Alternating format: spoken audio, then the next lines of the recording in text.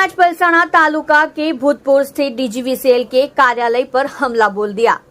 वर्तमान में डीजीवीसीएल गुजरात राज्य के अधिकांश हिस्सों में दिन के समय कृषि सिंचाई के लिए पूरी बिजली प्रदान करता है। फिर इस भूतपुर सब स्टेशन से 2 रोटेशन में कृषि बिजली प्रदान की जाती है। इनमें से एक रोटेशन मालस्क को सुबह 5 बजे से दोपहर 1 बजे तक और दूसरा रोटेशन दोपहर 1 बजे से रात 9 बजे तक का देता है।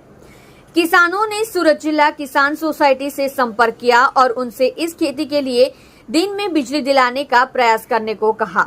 इसलिए किसान समिति के अध्यक्ष परिमल पटेल के नेतृत्व में बड़ी संख्या में किसान भूतपुर सब स्टेशन पहुंचे। किसानों की मांग है कि हमें भी यह बिजली दिन में ही दी जाए।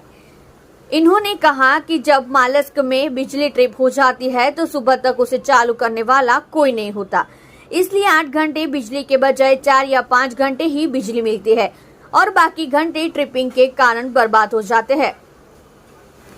और दूसरे रोटेशन में भी यदि शाम 5 बजे के बाद ट्रिपिंग होती है तो यह उसे सुधारता नहीं है, सूर्या सीधे अगले दिन चालू कर देता है। ऐसे में दूसरे रोशन में भी 4 से 5 घंटे ही बिजली मिल पा रही है। जब परिमल पटेल ने मौके पर मौजूद अधिकारी से पूछा कि अन्य सब स्टेशनों की तरह यह बिजली क्यों नहीं दी जा सकती, तो उन्होंने कहा कि फिलहाल यह लाइन ओवरलोड है, इसलिए इसके साथ एक और सर्किट चलाने की जरूरत है और प्रक्रिया चल रही है।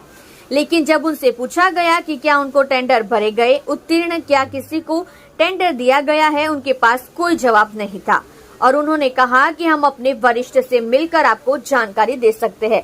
लेकिन किसानों ने उनकी बात नहीं मानी और मांग की कि जब तक यह सर्किट नहीं बन जाता तब तक हमें सुबह 7 बजे से दोपहर 3 बजे और सुबह 11 बजे से शाम 7 बजे तक 2 रोटेशन में बिजली दी जाए।